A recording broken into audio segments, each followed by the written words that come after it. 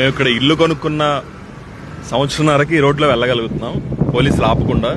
Film city కాదు ఇది, మన జగనన్న గారి ఇల్లుండే ఏరియా. ఆయన దెబ్బకి అపార్ట్మెంట్ ప్రైమ్ లివింగ్ అనేది మూతపడిపోయింది. మానేసి ఇల్లు నిజంగా ఫస్ట్ టైం చూడటం. చూడండి ఇదంతా ల్యాండ్స్కేపింగ్, బ్యూటిఫుల్ ల్యాండ్స్కేపింగ్.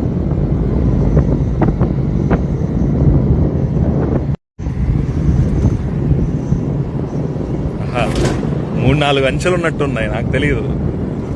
ఫస్ట్ దగ్గర ఆపేసేవారు అనమాట ఎప్పుడు కూడా. ఓ మై గాడ్, ఇది ఇల్లా లేకపోతే ఏంటిది?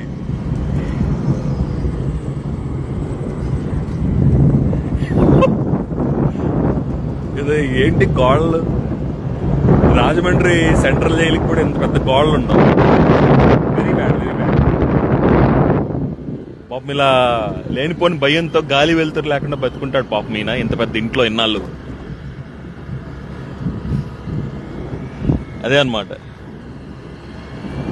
ఈ రోడ్లో నుంచి వస్తా ఒకసారి దూరంగా చూశాను.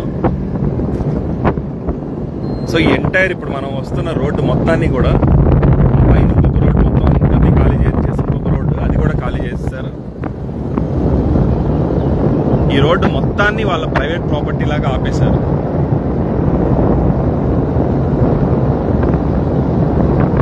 చూడండి, దాదాపుగా 1.5-2 కిలోమీటర్స్ ఉంటుంది.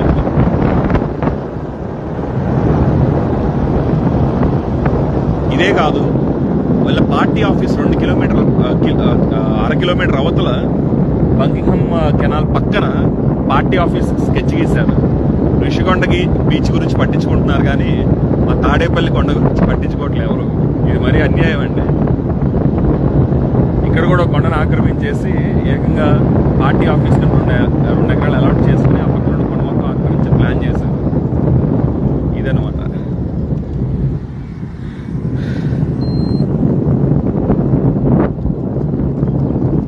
ఈ రోడ్ ఇలా వెళ్ళిపోతే హైవేకి వెళ్ళిపోతాము, మళ్ళా కేఎల్ యూనివర్సిటీకి కూడా డైరెక్ట్గా వెళ్ళిపోతాం. ఇన్నాళ్ళు ఈ రోడ్డుకి మొత్తం యాక్సెస్ లేదు.